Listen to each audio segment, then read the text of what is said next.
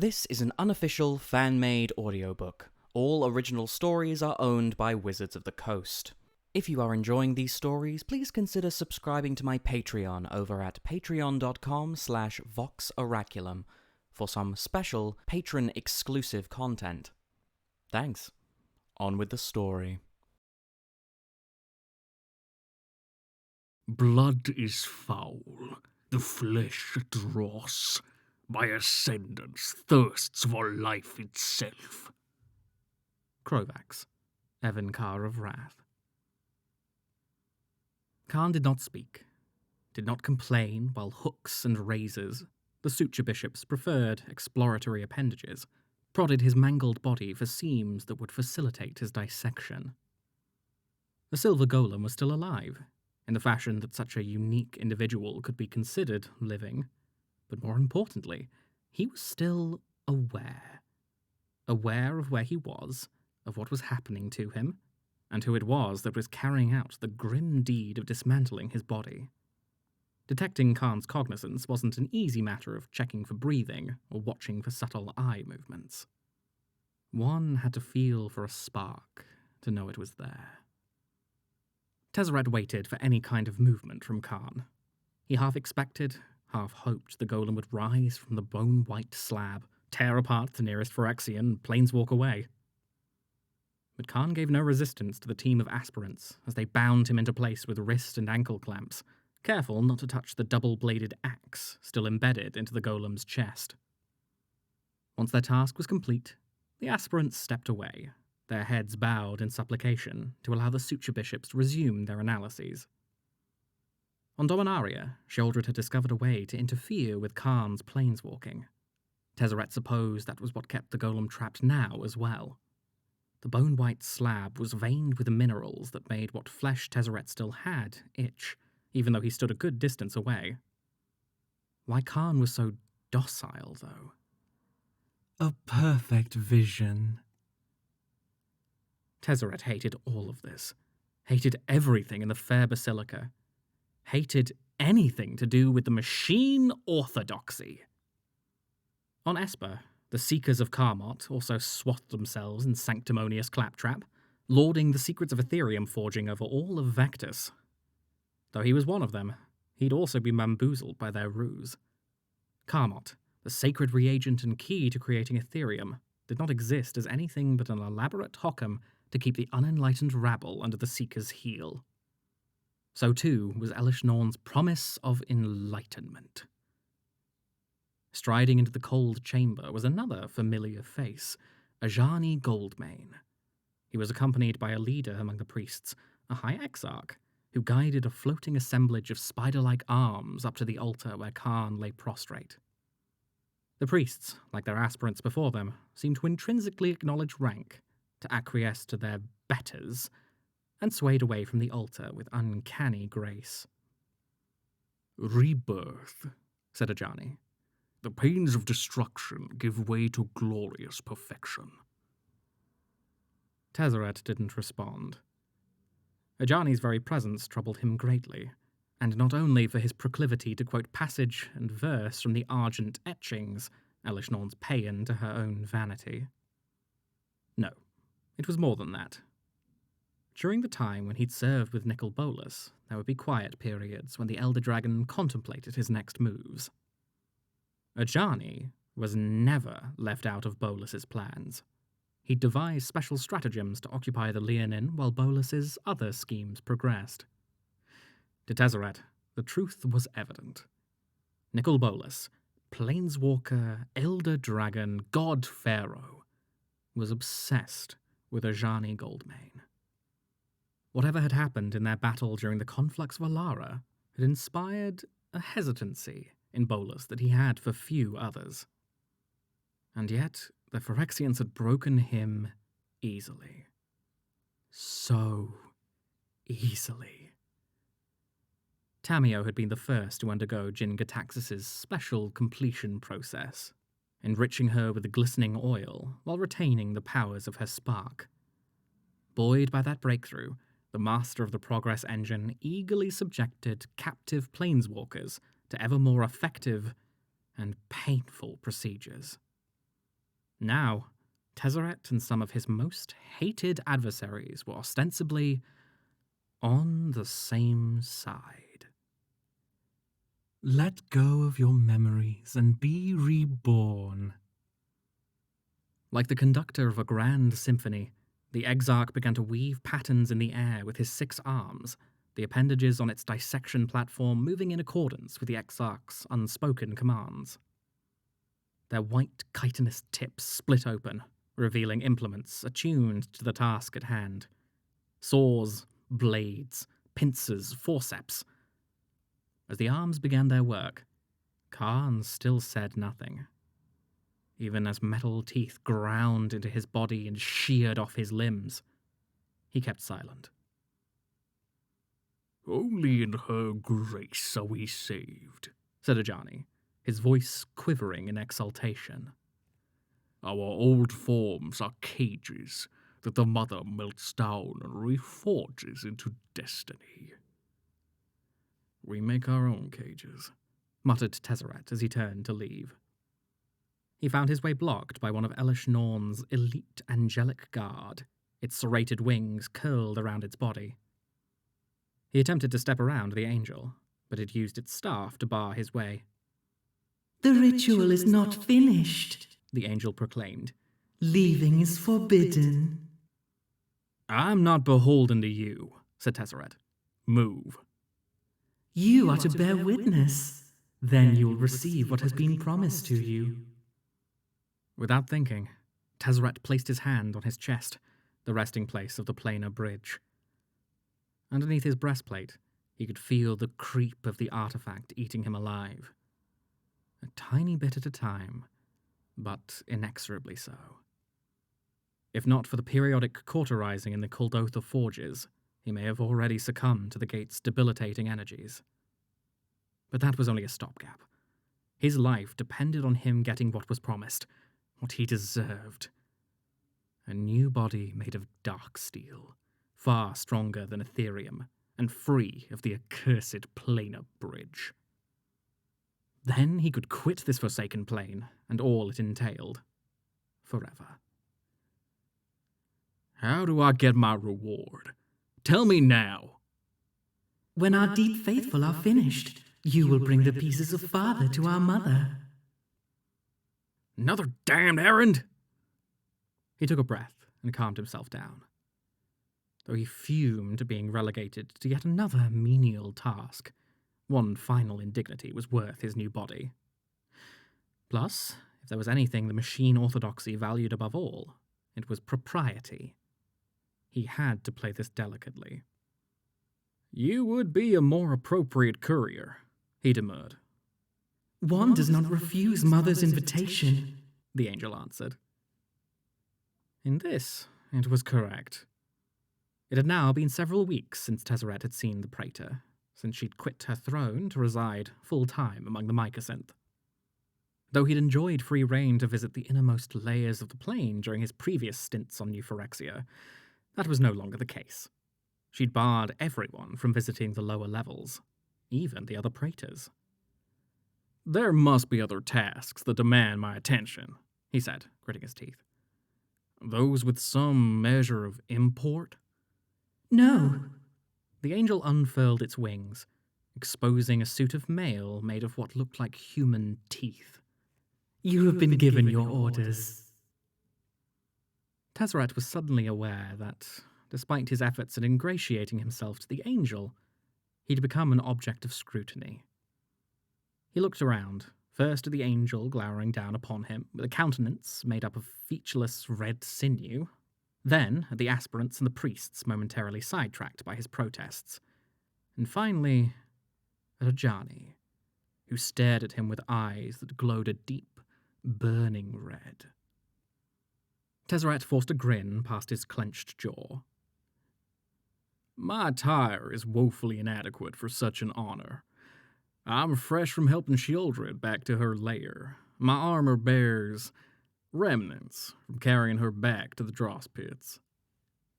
Here, said Ajani, whipping off his white cloak, still stained with blood and soot from the events on Dominaria.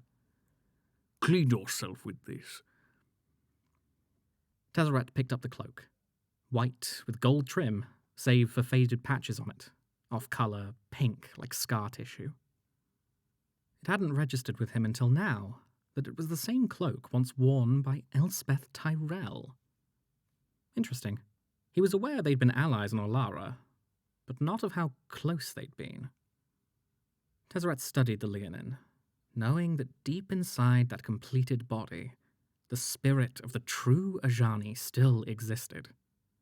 Suppressed. Was he aware of what was happening? Was the cape some kind of cryptic plea for help from the recesses of the Leonin's mind? If so, Ajani was a bigger fool than Tezzeret had thought. This was neither the time nor the place to expose oneself in such an overt manner.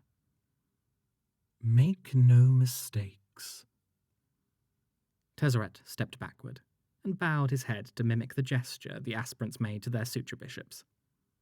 Performing such signs of obeisance ate at him to his core, but the opportunity to give voice to his indignation would come soon enough. Patience, patience. As our mother wishes, he said, so shall it be done. When New Phyrexia was still Mirrodin, an informal network of lacunae connected all parts of the plane to the very heart where the mycosynth grew. Some of these passageways had been extant ever since Karn created them, while others, more diseased arteries than intentional thoroughfares, formed much later as a result of the Phyrexian blight. At one time, Tezzeret could navigate his way to a destination through feel and smell alone. There was no longer a need. Led by the angel, he trudged across the open courtyards of the fair basilica to the grand, spine-covered bridge leading to the innermost layers of New Phyrexia. Such opulent constructions were one of many ways that Elesh Norn asserted her dominance. Though she allowed her fellow praetors to customize their resident layers, this graciousness had a limit. Order would rule. Devotion, duty, and unity would be held paramount over ruthless scientific analysis or the feral laws of predator and prey. Harmony would replace the madness that had gripped the plane under previous masters. Her harmony. Twin regiments of aspirants waited for Tezzeret at the foot of the bridge, all mumbling the same prayer. Their eyes, a few embedded in heads, but more as sanguine, light-sensitive organs implanted onto the tips of femurs, sharpened into horns, or in columns bordering vertebrae erupting through paper-thin skin, were trained upward to the perpetually grey sky. No light from New Phyrexia's white mana sun penetrated the compounded layers above. Instead, the structures of the layer itself provided illumination. The walls of the basilica, composed of ossified Phyrexian corpses honoured in death, shed pale white light. Crimson capillaries, etched into the marble-esque floor, oozed a blood-red glow. Move ever forward. Tezzeret walked toward the waiting crowd, pushing his valuable tribute. A floating platform containing Karn's disassembled parts. Even though he draped Ajani's cloak to hide the silver golem, the aspirants still jabbered at the presence of their fallen father, parting to make way or falling to their knees in reverence. Feeble-minded buffoons, he thought as he approached a lone Phyrexian waiting for him on the bridge, spreading its 6 arms as if inviting Tezzeret into its embrace. Who are you? Your guide, It voiced, despite having no mouth. The underworld can be treacherous. I am familiar. I need no guide. It is our mother's decree. Tezzeret grimaced, but once again stayed his temper. Get on with it, then. The guide turned and led the way across the bridge, the miasma surrounding them darkening as they ventured further into the bowels of the plain. Tezzeret followed, Karn's platform hovering between them.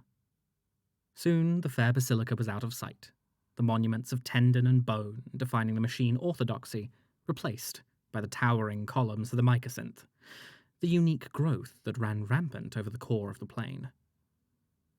Tezzeret viewed the mycosynth with equal measures of awe and wariness. In a way, it was the ultimate organism, alive and abundant, its metallic lattice as perfect a crystalline structure as any artificer could render. But the mycosynth hid a danger. Prolonged exposure to it rendered metal into flesh, and vice versa, explaining the partially metallic natures of the few remaining Mirrans, as well as the inability of Phyrexians to attain wholly metal forms. Once they stepped off the bridge and into the mycosynth garden itself, Tezzeret became acutely aware of the sound, or rather, the lack of it. It was eerily quiet on this lower level, no doubt due to how Elesh Norn had locked down the center layers that lay below the basilica. "Do you speak with the mother?" Tezzeret called out to the guide. His voice careened off the high ceilings and far walls of the core, echoing in all directions. He lowered his volume and spoke again. "Do you know how often she ascends from the plane's core?" The mother of machines acts without account. It is not my station to know. "When was the last time she received a visitor?" Obey and learn, said the guide. That is the whole of my existence. Tezzeret did not like this at all. So much pomp for what amounted to a menial delivery task. A sudden thought sent a shudder through his body. Why was he getting an audience? And why now? Ever since aligning himself with Urabrask, a loose partnership to be sure, but one where both sides knew where the other stood, Tezzeret had been surreptitiously conveying information to Jace's little outfit on Ravnica. He had even managed to anonymously hire the Ghost Mage to track Vorinclex, for all the good it did. Had Elesh Norn learned of their treachery? Was Tezzeret marching into a trap? There was one way to find out. It was not without risk, but it was dwarfed by the risk of inaction, of accepting Elesh Norn's terms of engagement. "Stop," he called out, but the guide paid no heed. Tezzeret let go of the platform and held out his ethereum arm, unspooling it away from him like a mass of tentacles that he then wrapped around the guide's neck. "I gave you an order." I am not your thrall, the guide squealed. "No." Tezzeret reformed his hand into a blade and held it to the guide's neck. "But you do fear, do you not?" There is no fear in our mother's embrace. The guide's shoulders swiveled, sending two of his arms backward to bat Tezzeret's blade away. Fortunately for him, he'd at this point seen many Phyrexians in battle. Their power was in shock and surprise, limbs twisting in impossible ways, mandibles erupting from odd places on the body. Distraction, all of it. Tezzeret kicked the floating platform to knock the guide to the ground. Then he circled around to stand over the prone Phyrexian, and with a single, well-placed thrust, ran it through. After rolling the body into a patch of low growth, Tezzeret took hold of the platform, turned off the path he'd been following, and headed into the mycosynth. Wrath conquers wrath. It had been several years since Tezzeret ventured through the mycosynth garden of New Phyrexia. He'd assumed that it had been shielded from more recent environmental shifts evident in other parts of the plane. The mycosynth lattice had always been left to spread of its own accord, with occasional operations to mine the growths for material to build new structures. Sadly for him, things had changed. The landscape was different, reorganized. "Where the hell is it?" Tezzeret grumbled.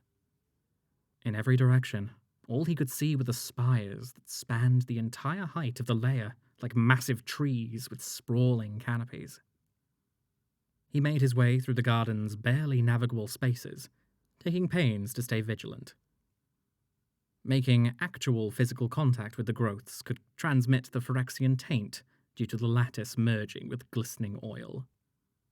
Creation breeds destruction, enables creation.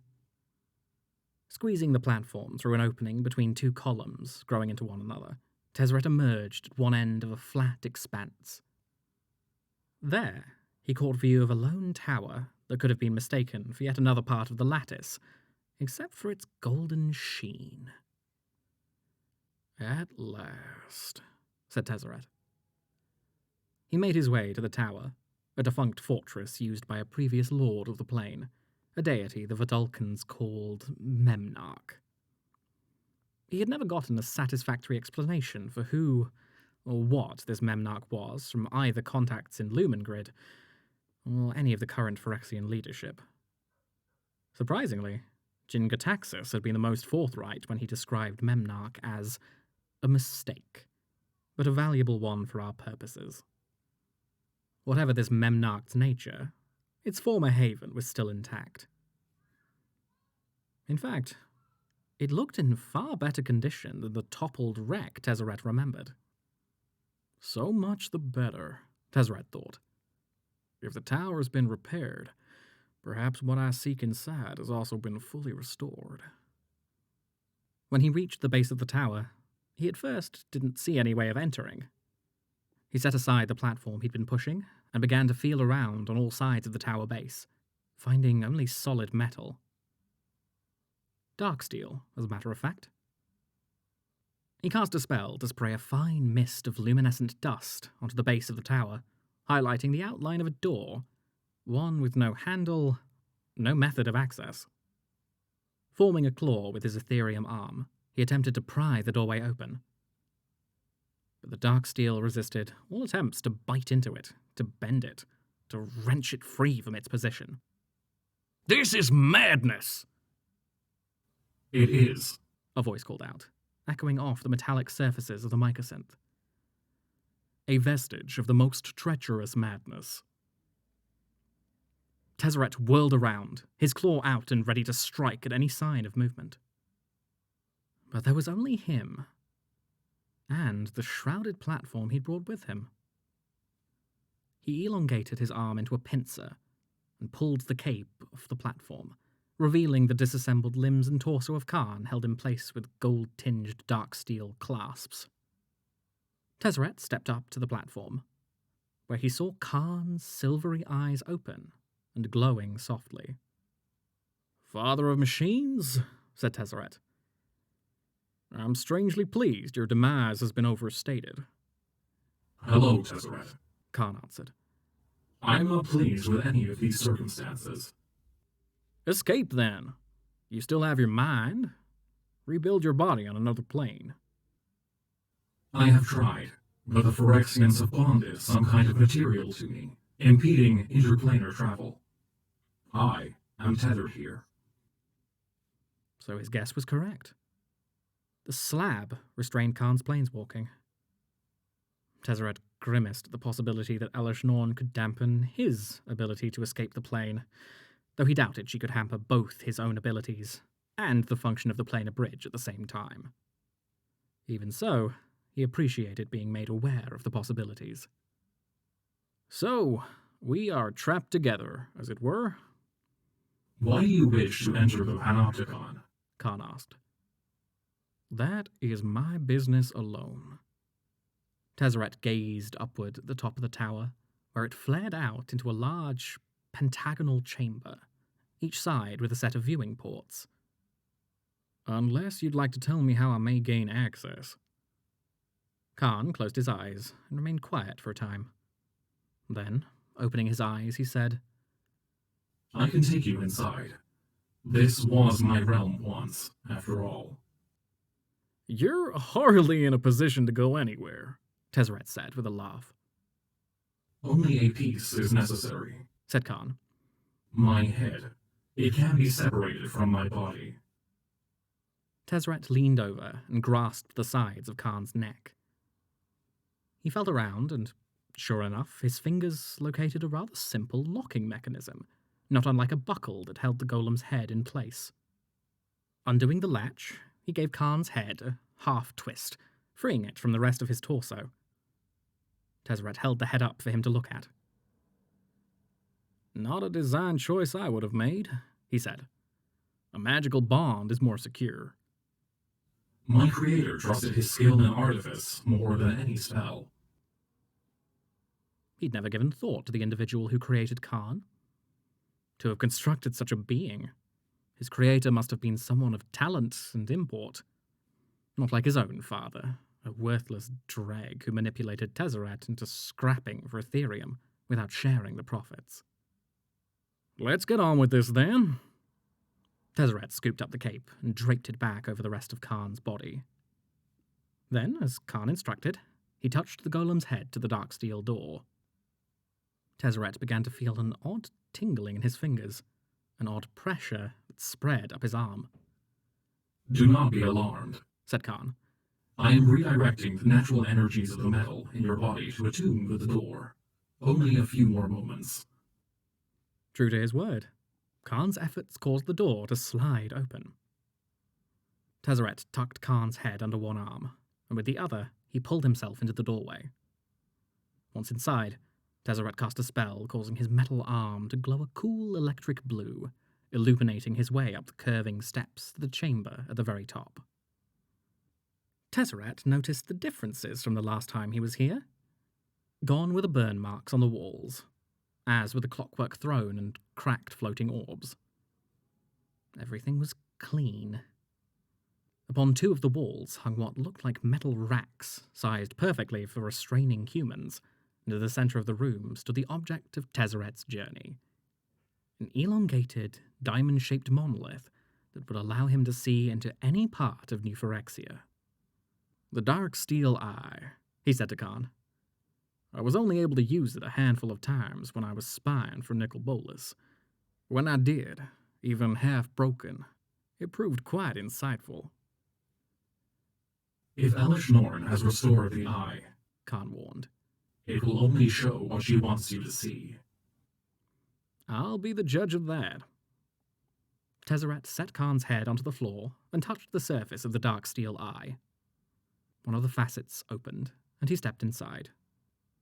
Like the Panopticon, the eye had been restored to full functionality. Each of its mirror-like view screens was pristine, and when he touched the control panel, they lit up, inundating him with visions of the various layers of New Phyrexia. Seek only certitude. Tezzeret gazed at images from every layer of the plane. Legions were being assembled, and outfitted for war. He'd known the scale of the operations. The Praetors were not shy about boasting. But as he witnessed the sheer size of the forces being gathered, he began to wonder about how such an army would be deployed onto other planes. He'd assumed that the planar bridge would be key to Elesh Norn's invasion efforts, but he could never transport this huge a force, one that far outsized Bolas's army of Eternals. Then how is she gonna do it? He wondered.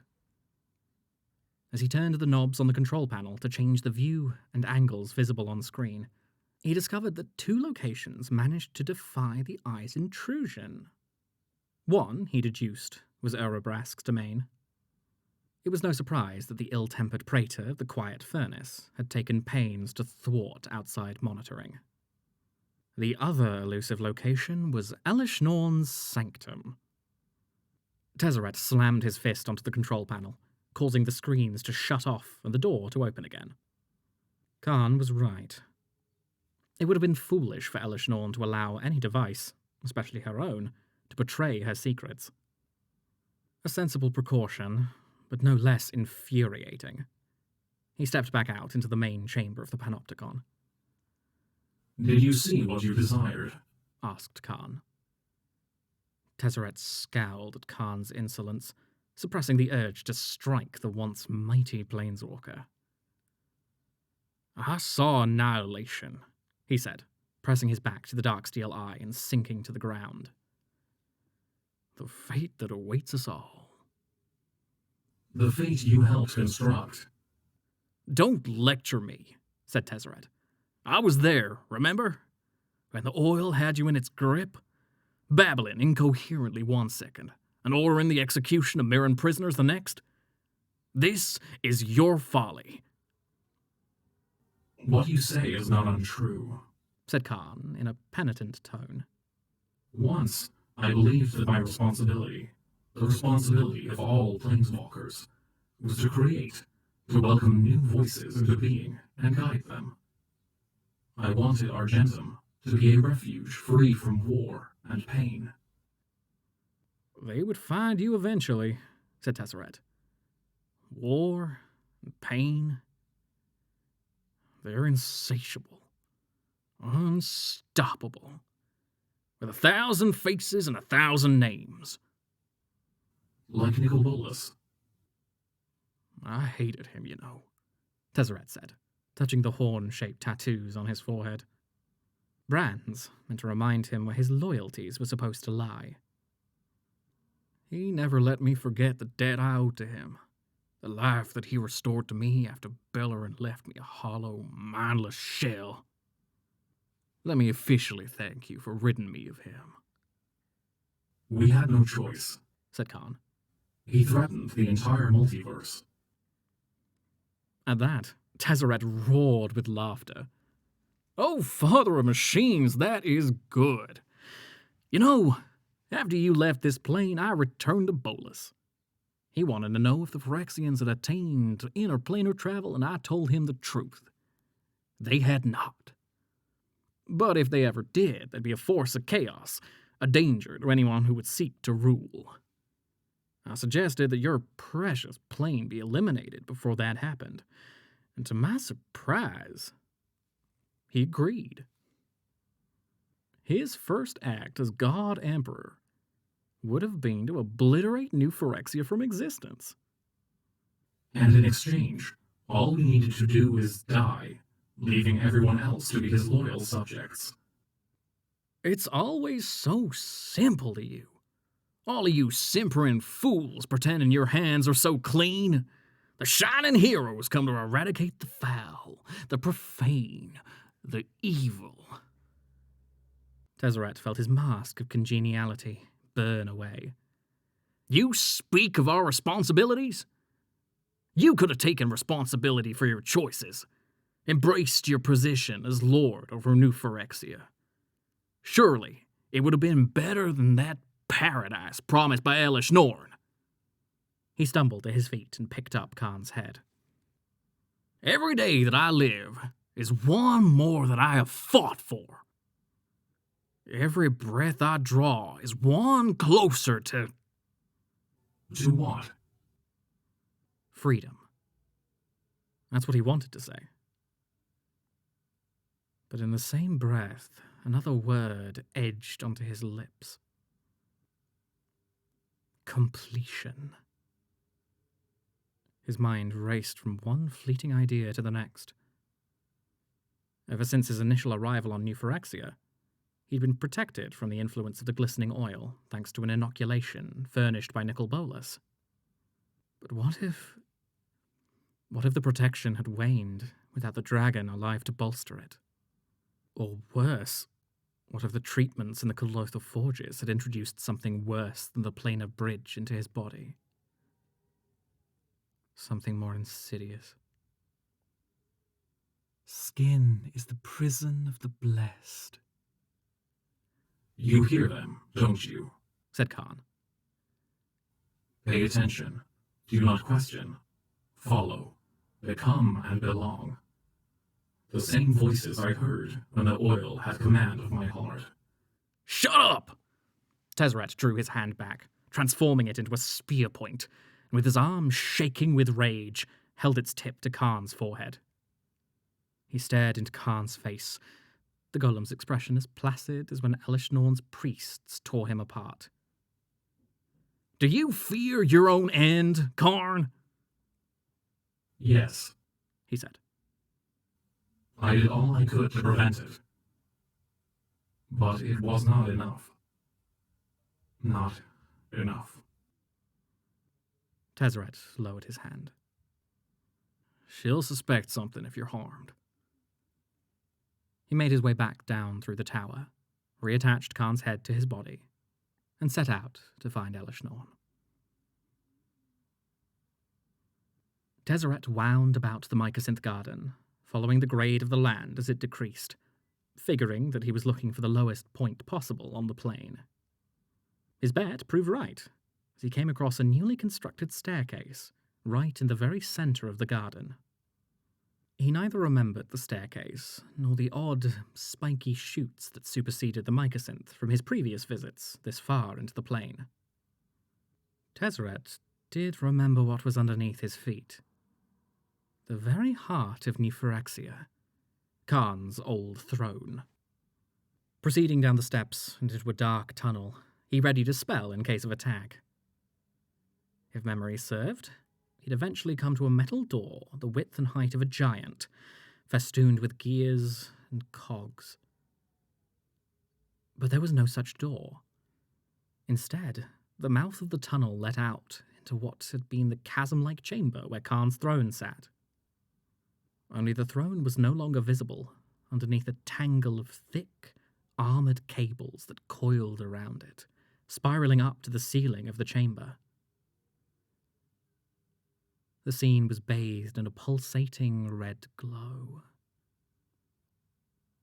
A heartbeat. Tezzeret followed the roots of the tree-like structure to its base, next to which stood a peristyle, in the centre of which was a reflecting pool.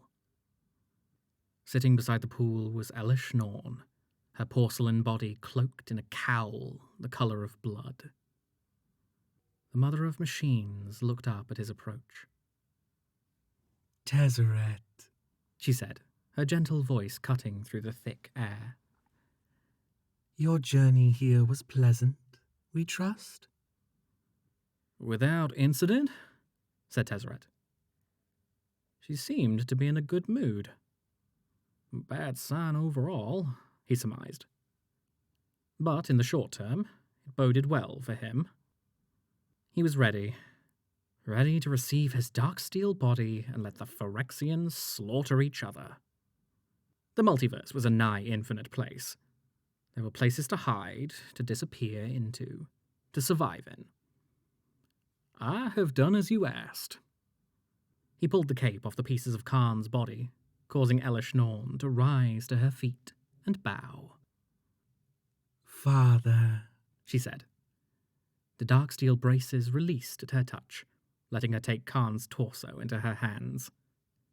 we welcome you to our great work.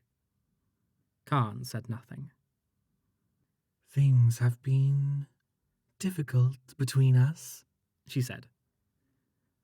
but when you learn how we have been carrying forward your dream, you will understand why we did what we did to you.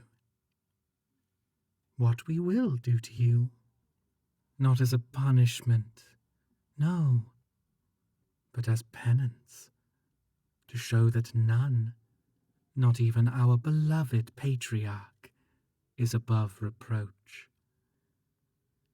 Your work is indeed great, Mother, said Tezzeret. But I believe we also have unfinished business. My reward. For faithful service, yes, She said.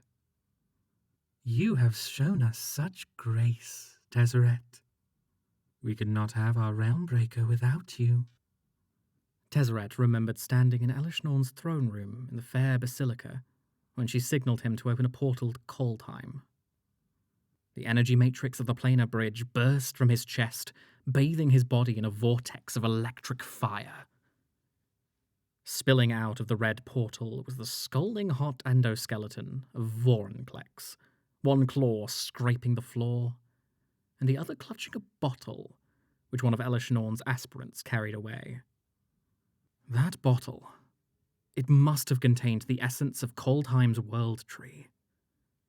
And now, the Phyrexians had their own. Realmbreaker. This was his doing. He was directly responsible. Elish Norn smiled. We have decided that you shall be our herald on Dominaria. There remain interlopers on the plains scheming against us, planeswalkers of your acquaintance. You will lead the effort to enlighten them on the error of their ways. Back to Dominaria? Patience. Patience. Patience. How often had he heard that word passed off to him in lieu of what he deserved? It was then that he understood. Elesh Norn had no intention of fulfilling her promise. Her plan for him was to use him until he couldn't be used anymore, then cast him aside, or worse, flay and rebuild him to be another lapdog like Ajani. Whether the Seekers, Nicol Bolas, or the Praetors of Phyrexia, none who betrayed him in this manner would ever be spared his wrath. Not now, not ever. He locked his eyes on Elesh Norn, pouring all his scorn, all his rage, all his hate into her image so that he would never forget this moment. This moment when everything became clear.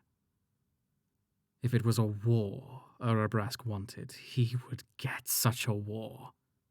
Tezzeret would make sure of it. At the far end of the reflecting pool, Elesh Norn placed Karn's torso onto a pedestal, wreathed in porcelain white vines of ivy. She tilted her head. Do you truly have nothing to say? After all this time, we are family, after all. That's when Karn finally spoke. Joyra. Joyra. It is my friend. My best friend. We met in the original academy before the accident drove us from Teleria. She named me Karn from an old Thrawn name. She said it meant. Enough, She snapped. It is obvious that the stresses of this day have left you addled. Well played, Karn, thought Tezzeret. In a weakened position, yes, but remaining on the board. Rest your mind, father. Elesh Norn stroked Karn's face, as a mother would an ailing child. When our great work is achieved, you will bask in the joy of perfection with the rest of the multiverse. Then she glanced up at Tezzeret. Gone was the facade of amiability, replaced by the frigid tenor of her voice. You're still here. Why? With a growl, Tezzeret turned and walked away.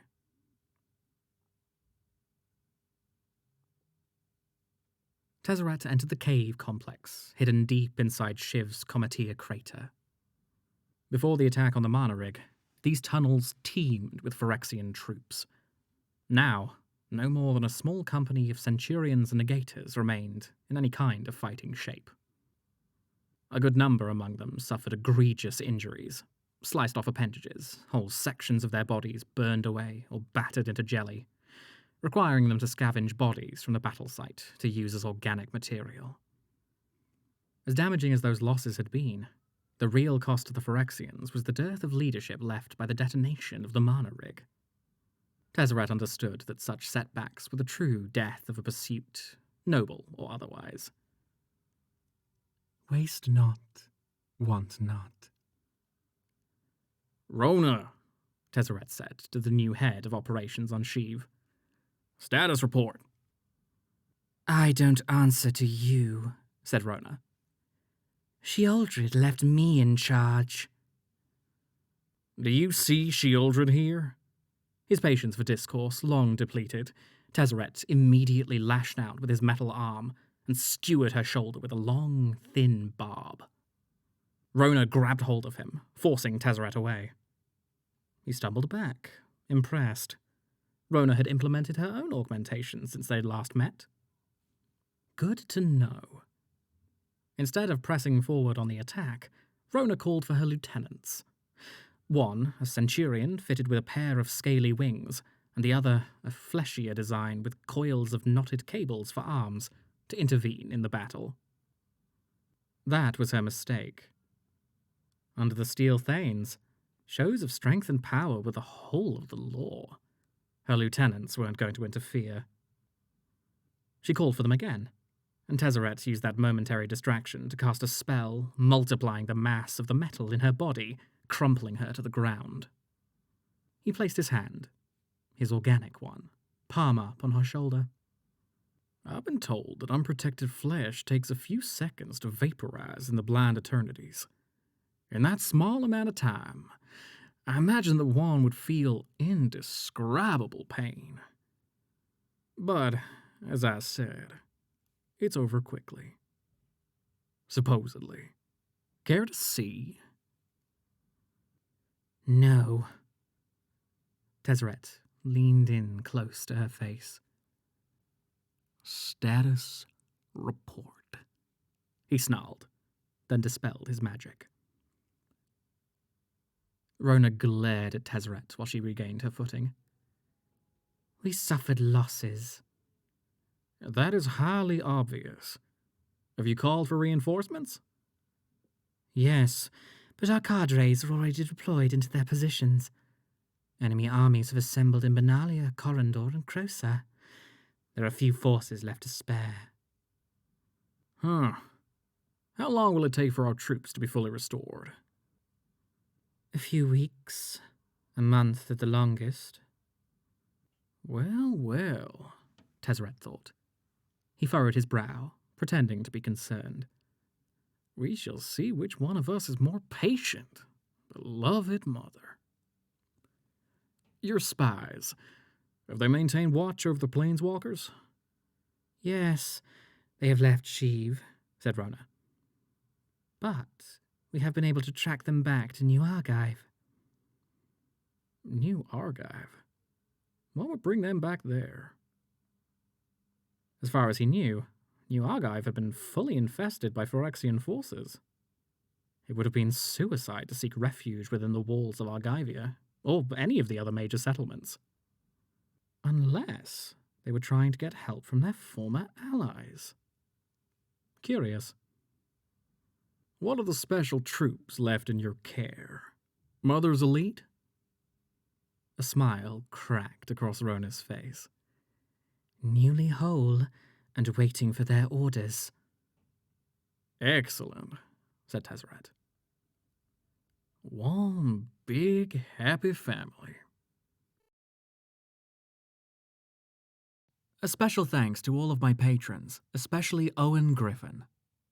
Thanks for listening and for your continued support.